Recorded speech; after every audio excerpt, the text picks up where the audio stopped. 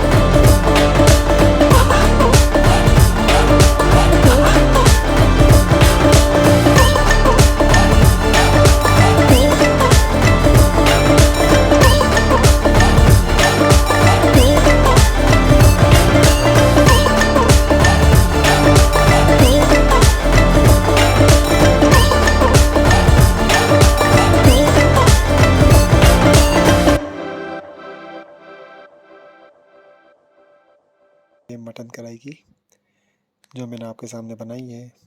तो आप सबको कैसी लगी? और इसमें मैंने थोड़ा धनिया डाल दिया खुशबू के लिए। तो बाकी इंशाल्लाह नेक्स्ट वीडियो में मिलेंगे। अपने भाई को दुआओं में याद रखना। सपोर्ट का शुक्रिया और अल्लाह हाफिज़।